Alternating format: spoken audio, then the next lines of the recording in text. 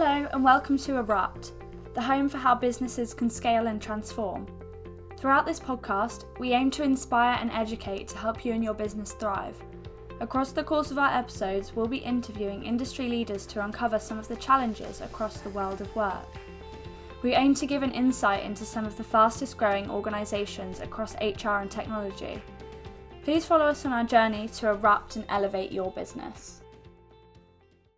This episode is from our ERUPT Learning and Talent Conference, which was hosted in September 2022. This conversation was around creating a transparent future career with Patrick Treml, who is HR Director at ATOS Digital, and Sharron Pamplin, who is the Chief People Officer at Lloyd's Register. Our panellists spoke about what really matters to our employees, whether it's flexibility or pay. They also discussed defining careers and the journey through to professional life. I hope you enjoy, and make sure you check out the Go ERUPT website for further content and for all videos on demand.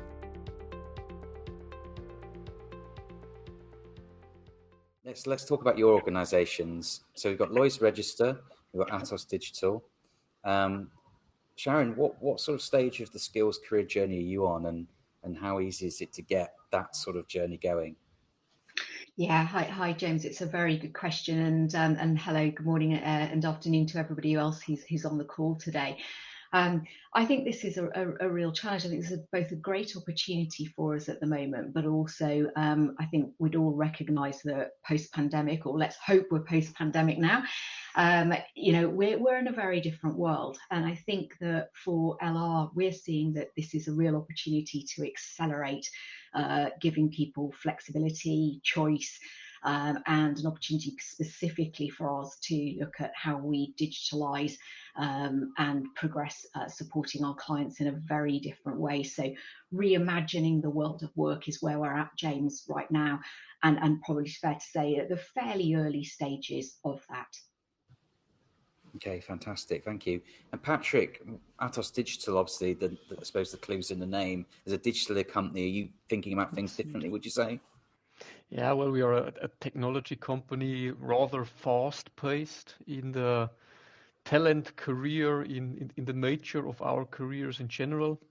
And I would say that for ATOS, one of the big challenges is the individuality of the colleagues that we need to adhere to, because our company has a history of acquisitions. So within the company itself, we have several stages in the journey. Some at the very beginning, some startup-like companies that we just integrated, and then the big core of ATOS that had a comparably long tradition where things are available, but they're not always compatible. Not compatible to the companies, but even more so, not always compatible to the people and their expectations that through generations and through different countries vary a lot. And I think that's the biggest task at hand to resolve. Fantastic. So just taking this notion of career, we were talking earlier about, maybe people seeing careers differently. It's not you don't go into an organization now maybe for life anymore. You see it as a bite-sized opportunity. Guys, how do we define a career now? What does that actually mean? And just think as people leaders, should we be assigning time spans to careers about within an organization? How do you view that, Sharron? It was so fascinating. I've been thinking about this a lot recently, as I'm sure many people in our roles and professions have been.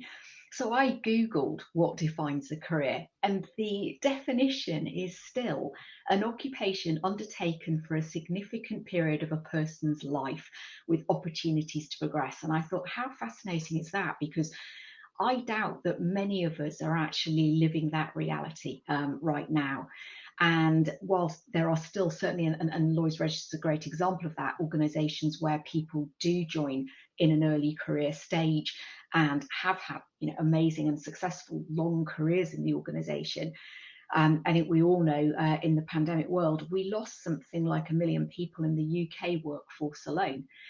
And many of those were either young people choosing not to come back in, not to start work and stay in education for longer, and the older population leaving work. And I've read a lot recently, I'm sure you have as well, about people now having and wanting much more flexibility and choice. And that means for some portfolio careers. So doing multiple things at once. And I read a quite amusing book by Helen Tupper. She was talking about careers being squiggly. And I thought, what a great, sort of definition, because I don't think that there is necessarily this career pattern anymore that is actually about of natural progression and steps up the ladder. It's maybe more about people taking sideways moves, taking other moves, even potentially leaving the organization for a period. And something that really has struck me is whether or not, you think about how many people have chosen to exit the workforce, but actually, is it the case that they have gone now, or have they gone for good? And I think there's perhaps a real opportunity, James, I'd like to see it that way, that actually as employers, by providing that flexibility and choice and enabling people to work more when they want, how they want, which will also have a great return on investment for us, potentially, if we get that right, then actually it could mean that we'll attract a lot more people to come back into the workforce. Yeah. Do you have a similar view, Patrick? Yeah, I couldn't agree more, actually. The first definition that we heard sounded a bit linear to me, right? You have a career, you start somewhere, you end somewhere, and then you need to build a journey in between. I think that model in itself is a bit obsolete. So a career can have an end, but just as well, it might have a break in between, parental leaves or a sabbatical in between. Doesn't even mean that the person needs to leave the company, but just interrupts the journey. Just as well as some people, especially in the younger generations, at one point might be content with their hierarchical level. So it's not always up and further and bigger for many employees, but sometimes they are fine with lateral moves, just a new project, a new client, a new, challenge to engage with, but without actually, wanting or needing the next level of responsibility. I see it a bit, like a journey through the professional life of an employee, a little bit like a hike. You start somewhere, but you might take different turns, still end up where you wanted to go, or end up somewhere completely different. I don't think that there is a fixed time span that you can add to that journey, because the breaks on your hike might be at different stages for different people, and the flexibility that we need to generate in what was called career path in the future, I think has become more important in the recent years. Fantastic.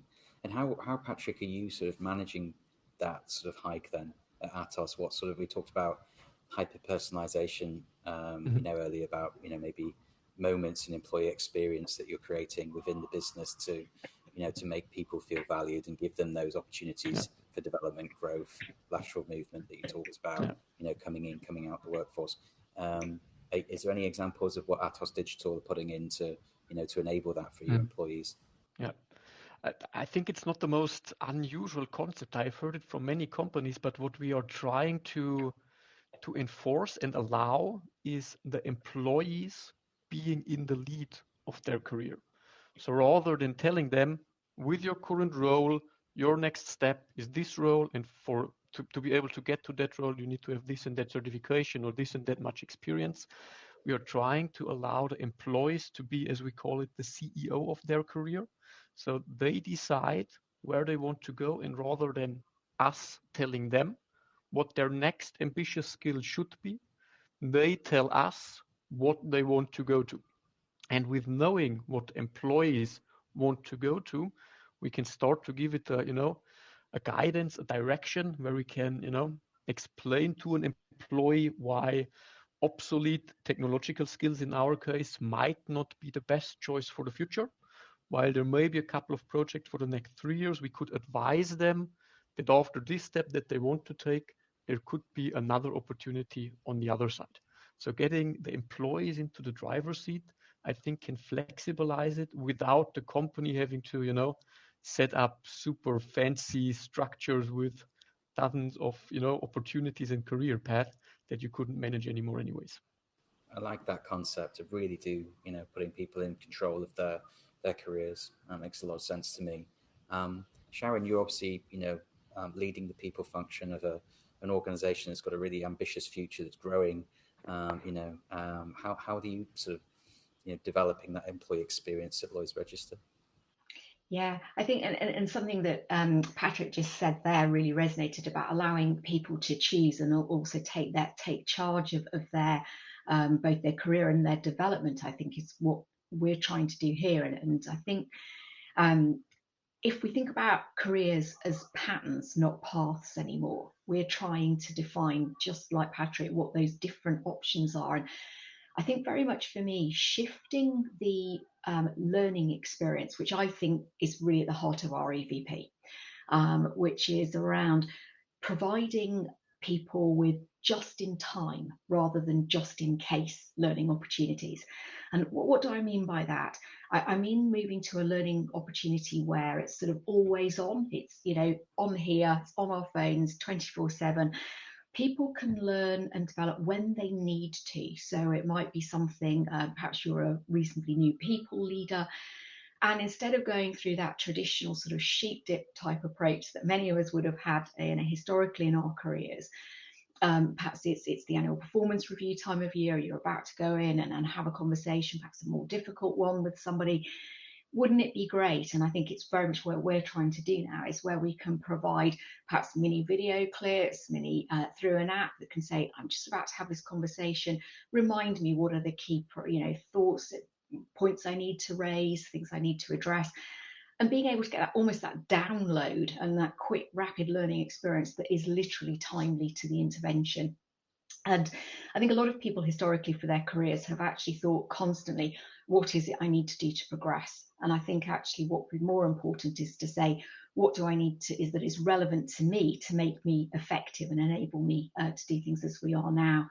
So I think that this is something that many employers are grappling with right now post the pandemic, is saying actually, how do we provide and redesign both that work, but also those learning experiences that can facilitate people in their career choices. Love it. That's fantastic. Patrick Sharon's just talked to there about this topic of career pattern. I love that phrase. Maybe we don't need a career path anymore. And certainly does everybody need to go on the same journey? How do you see that, and what does that mean at ATOS Digital? So I think in that environment where the phrase is really great, where you have a pattern to pick and choose from, and where you just in time get the right training, a key aspect to make this work and make it a success is the communication and the accessibility of that pattern. Because a career path, again, coming back to the example, a linear line on where to go is easy to understand.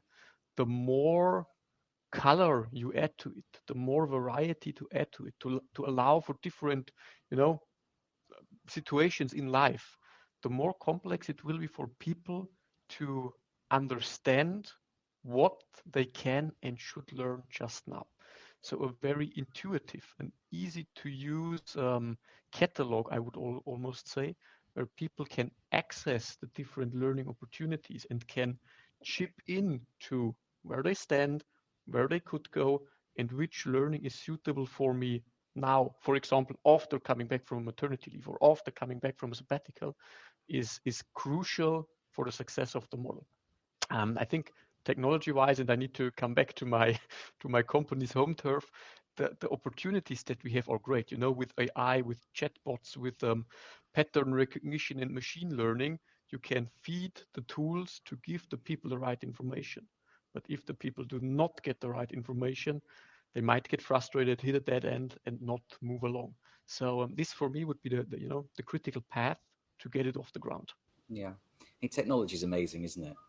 It's unbelievable where we've gone from over the last 10 years. To actually realizing, AI and putting that into sort of matching against potential and future skills, rather than just judging people about current experience. That's got to be a brilliant thing for access, inclusivity, Absolutely. The ability to move through our careers into the future. And we're really interested just to further on that point, Sharron, about how do we help employees understand their own skills and potential? Is that something that you've been doing at Lloyd's Register or thinking about? Yeah, I think so, James. And one of the things I just, again, picking up a good comment from Patrick, I think that choice aspect, we're talking about developing more frameworks now, so that actually, again, people can almost pick and choose about what might be relevant to them. But to your point, I think people also really need to understand about where they are. And I think for that, in my view, you can't beat those developmental dialogues. And I think that, you know, some organisations, perhaps particularly during the pandemic, really struggled with how do we make sure that we're still having those dialogues that are really important, providing colleagues with opportunities to learn and grow and develop throughout especially their early careers. I think that's been one of the most difficult that everybody has been reported. How do you support that early career development? So I think that the role of the people leader in this, we can't underestimate. And it's almost tempting with your point, which is, whilst we have got much better now portals, self-evaluation tools, opportunities to go in and learn in different ways, I think that role of that people leader, having the dialogue and talking about what people's aspirations are, what sorts of things might be suitable and relevant to them, is going to really play a part. Patrick? Yes, indeed. And if I may add to that, on the people leader, I think it is also crucial that this person is able to show the big picture of the employee's career journey. Because when it comes to market trends, where do the companies go and which strategy do you want to implement as a company? An individual employee might not always, be able to look outside or have the scientific research of market trends of the future.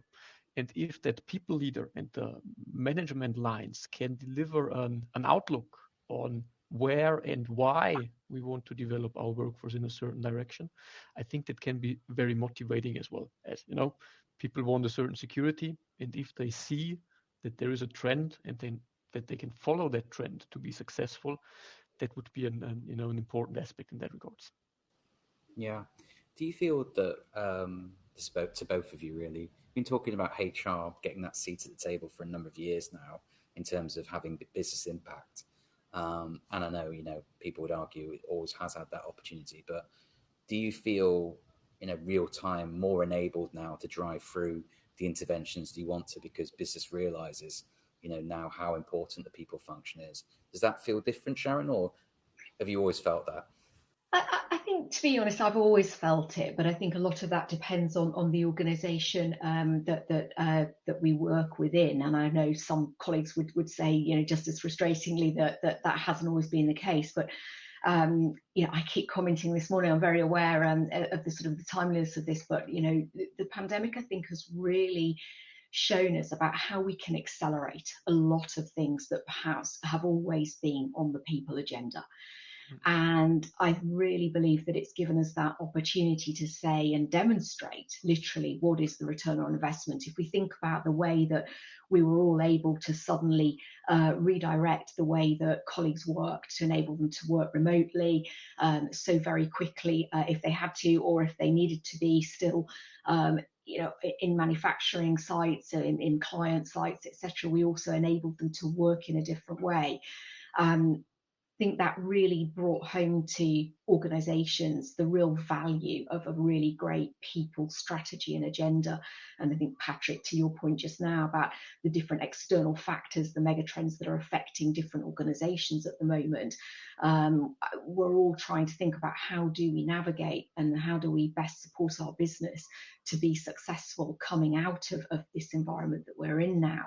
And I think that is where the people agenda and the people strategy, and therefore the role of the chief people officer, their HR director, etc., can really add value to the full organisation by being able to demonstrate how providing the various people interventions, James, you said at the beginning about reward strategies, learning strategies, all of these, I think, have been realised to be how critical they are as tools to enable organisations to compete and to succeed.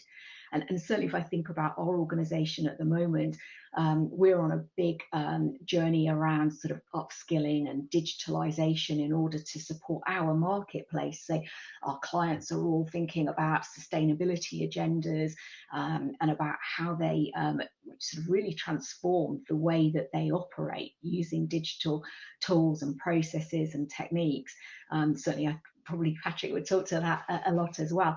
And I think for us, we all know and understand that means that needs new skills and capabilities for colleagues and providing those learning opportunities for that. But I think something that, having been through a similar experience in the sort of broader engineering environment, what I would say is that it's not just the obvious digital skills and capabilities that people need to gain. It's also about learning about the new ways of working, so co-creating, collaborating. So perhaps, you know, some of these deep technical experts, understandably, we would have been sat perhaps in a dark room on their own, creating blueprints and spreadsheets and designs. And now actually what they're doing is they're in hackathons and lockdowns, co-creating those with clients, which requires very different skills and confidence and ways of working. So I think, you know, short answer is yes, this has really brought home and enabled chief people officers and HR directors to help to transform and show the value that we can create for the business. Yeah. And I think that's true. We were talking earlier about softer skills and how important they are, probably now more than ever, Sharron. So that you know, that does resonate with some of the discussions we've already been having. Patrick, do you feel more enabled now more than ever? Yeah, I think there was one key advantage of the, you know, recent years and the situations that we were in, and that is that managers have realized that things are possible that they believed impossible before. Let me take an example: remote onboarding. When I joined, and in my first years, it was always, if you onboard someone, the person needs to be on site. You need to talk to them. You have to, you know, watch them learn more or less. And during the pandemic, we just had no other option than onboard people remotely, sending the notebooks home to them, never meeting them, just talking to them through video calls, and it worked. Was it the best solution for every skill, for every employee? Probably not. But just the same way, it might not be the best solution for every employee to always call them into the office right away, depending on where they are, what location they sit in. And there is numerous examples where in the past, you know, we thought it would not be possible to do something a certain way. And many managers saw that there is other opportunities. And I think that, you know, opening up the mindset for just trying something new, maybe it fails, but testing it out has become more imminent in the recent months and years. And that flexibility, in my eyes, or at least for the way I tend to work, is a big enabler for HR as well, because we can more easily convince the business to take a risk and allow us to experiment on a certain aspect of the career journey or an aspect of the compensation and benefit and try something new. I think that was really helpful. Yeah. So the current period has sort of enabled companies to be more innovative and drive cultures of innovation because people are seeing actually things can happen that we didn't realize before. That's a really, really interesting point. And also, just following on from that, I think, Sharron, you were talking there about how we need to communicate, you know, with employees. I'm seeing in my role as sort of like an executive recruiter that communications often now is forming part of the HR director's remit in a way that I never saw before, and certainly thinking about internal communications from an engagement point of view, from talking about, you know, what the individual career routes that we talked about, what's possible, is so important. Do you think that's where we're heading? That HR is going to certainly be working more closely with the comms function, if not, you know, maybe owning that as well, Sharron? Where do you see that as the future? Yeah, I have seen a big shift, James, and I think one of the really positive things that's perhaps come out of the last couple of years is perhaps that really close working relationship between communications and marketing functions and the people function and agenda, because I think what we've done really, really well is more actively listened.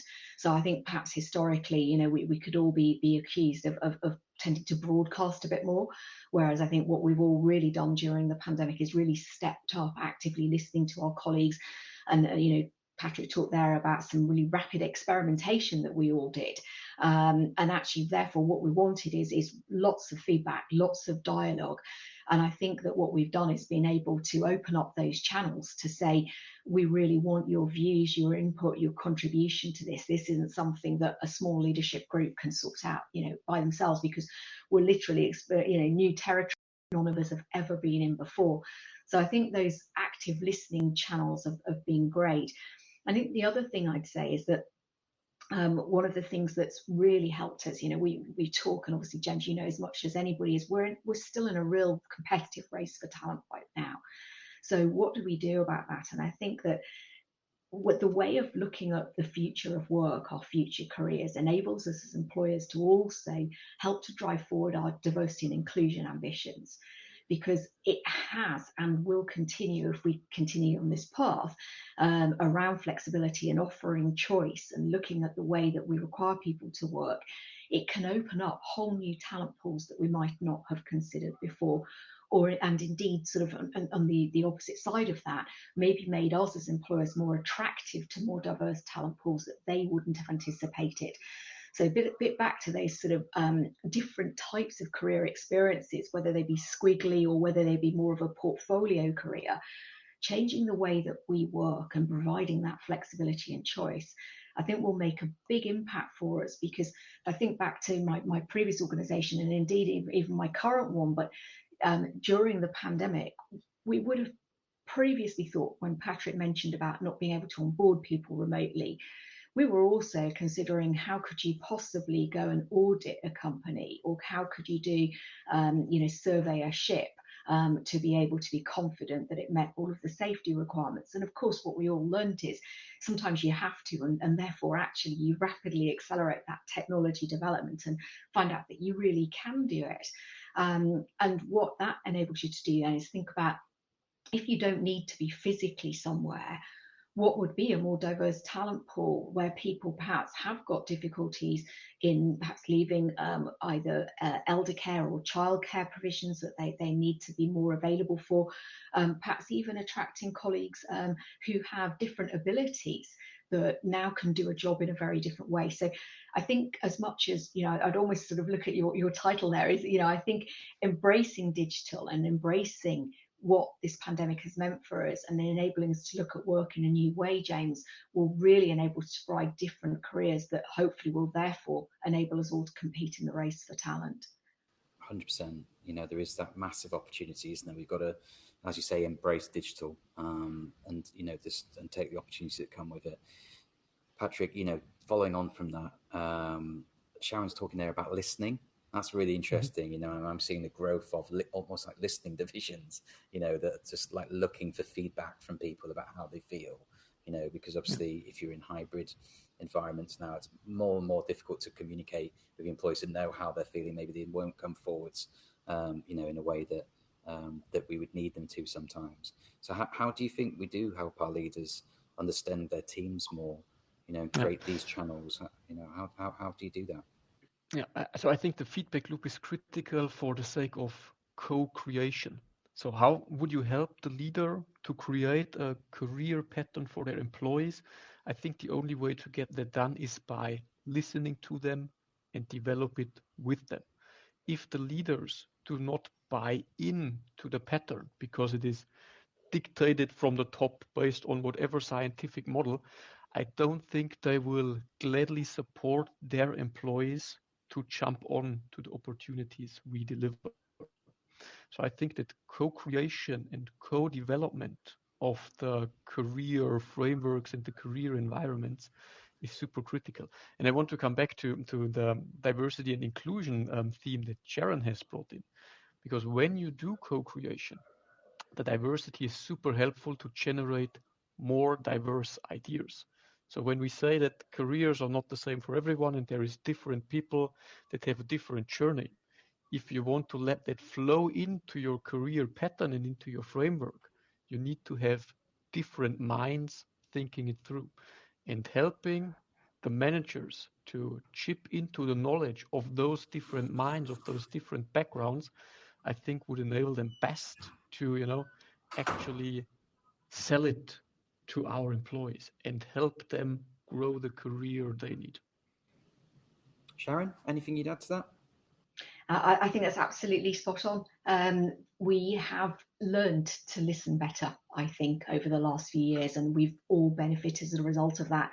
And perhaps, James, to your earlier point around really bringing forward the people agenda and the role and the importance of the way that people can create value for the organisation through this. As Patrick said, seeking the feedback, seeking our colleagues' views has enabled us to not just make this a better workplace for our colleagues, but I think is also showing how colleagues working together can make sure that we are better in supporting our organisation. Okay.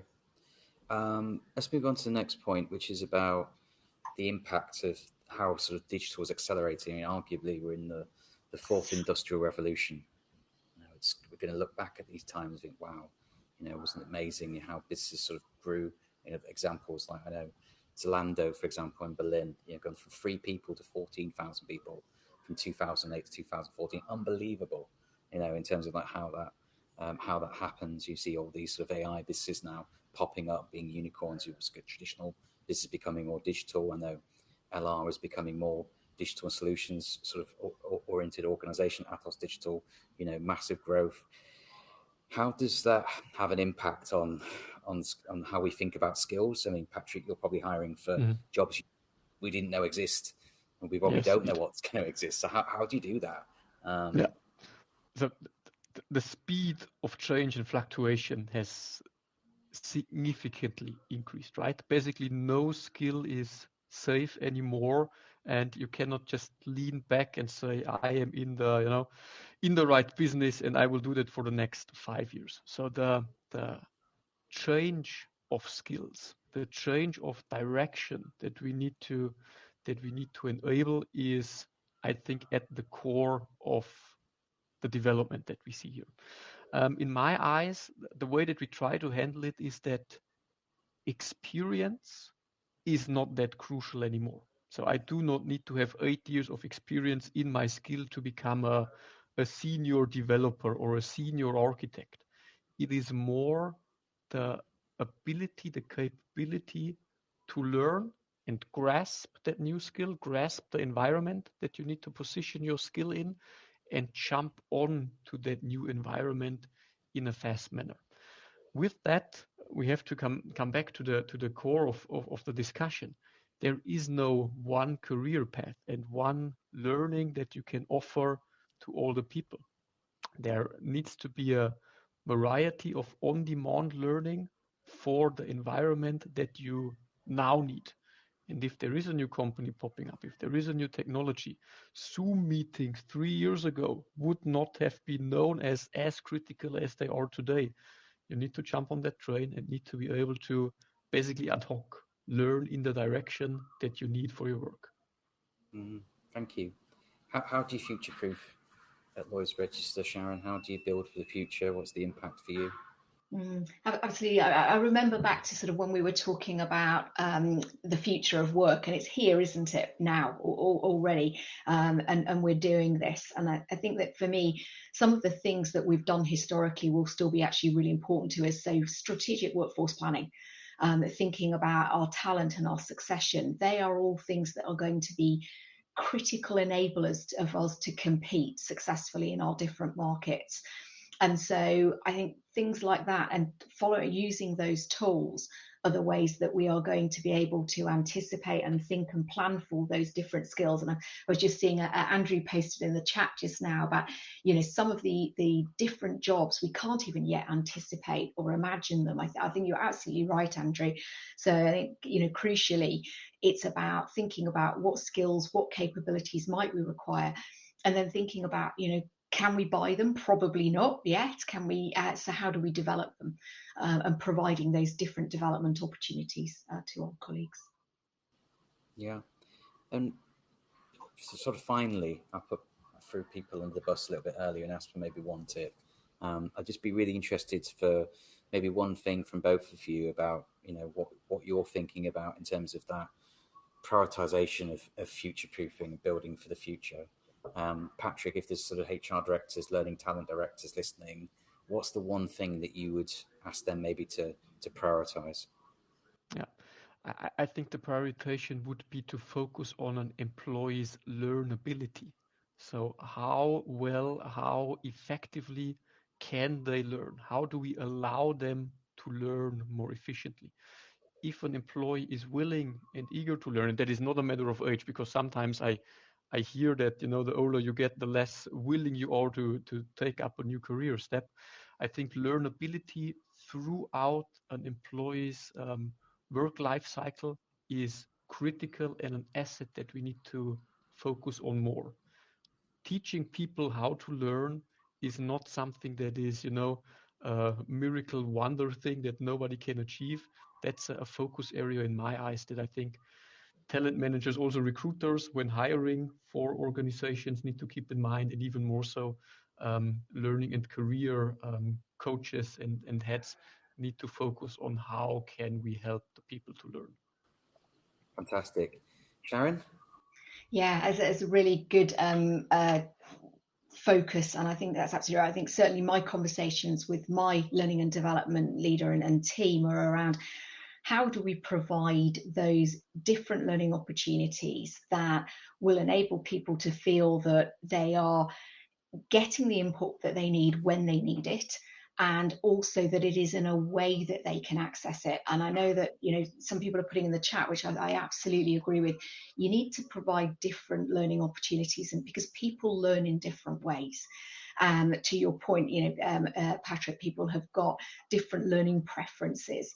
So I think providing that real mix of hybrid, of virtual reality learning, of digital learning and experiences, but also I think what we've all realised post-pandemic is you cannot beat getting people together sometimes.